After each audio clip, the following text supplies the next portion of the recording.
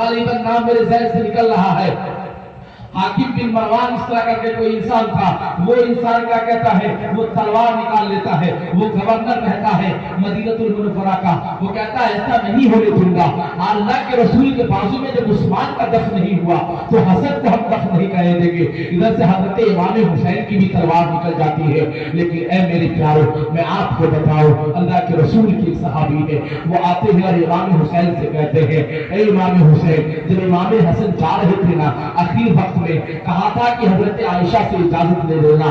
اگر اجازت لینے کے بعد بھی اگر کچھ لوگ چون چرا کریں گے تو آپ جا کر حضرت فاطمہ الزہرا کے قدموں میں مجھے قتل کر دینا. لیکن لڑائی نہیں ہونی چاہیے، کوئی جھگڑا نہیں ہونا چاہیے، قتل و غارت نہیں ہونا چاہیے. امام حسین نے اپنی تلوار اپنے میان میں رکھی ہے. حضرت فاطمہ الزہرا جو جنت البقیع میں آرام کر رہی ہے، اسی کے قدموں کے نیچے جاتے ہیں، قبر کھودتے ہیں. امام حسین کو ہمیشہ ہمیشہ کے لیے دفن کر دیا جاتا، حسن کو دفن کر دیا جاتا ہے. آج وہ سعودی کی ظالم حکومتیں اس قبروں پر بلڈوزر چلا دی. امام حسین کے قبروں کے، حسن کے قبروں کے نشان تک کو مٹا دیا گیا، فاطمہ کے قبروں کے نشان تک کو مٹا دیا گیا.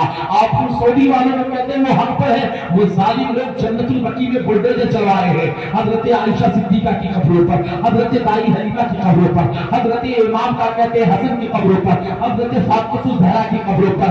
آج سے کیا کہتے ہیں آپ دیکھیں گے 18ویں صدی کا واقعہ تو وہ گنبد و مینار موجود تھا. حضرت فاطمہ کی قبر پر گنبد و مینار موجود تھا. حضرت امام حسن کی قبر کا پتہ پہنچا، سب کچھ چل رہا تھا. لیکن ان ظالموں نے بلڈوزر چلوا کر اسے ختم کر دیا ہے، ان کی قبروں کے نشانات تک کو مٹا دیا ہے. تاریخ اسلام کے زورات کو آپ دیکھیے تو آپ کا کلیجہ منہ میں آ جائے گا. جن لوگوں نے اسلام کی عظمت کی خاطر اتنی قربانیاں دی، جن لوگوں نے اسلام کو بچانے کی خاطر اپنے جانوں کو جان نہیں سمجھا ہے، اپنے مالوں کو مال نہیں سمجھا ہے، ان کی قبروں پر یہ ظالم نے بلڈوزر تک چلوا دیا ہے. اے میرے پیارو، آخرکار حضرت امام حسن اس دنیا کو چلے ہوئے انا للہ و انا الیہ راجعون. اور میرا امام، میرا بڑا امام اس دنیا سے حضرت علی کرم اللہ وجہ کریم کا بڑا لفظ جگر اس دار فانی کو چھوڑ کر ہمیشہ ہمیشہ کے لیے تاجی اجر کو لبیک کہا اور ہماری آنکھوں سے پردہ کر گئے. لیکن وہ اللہ کی بارگاہ میں جو مان جائے وہ زندہ ہے، وہ مردہ نہیں ہے.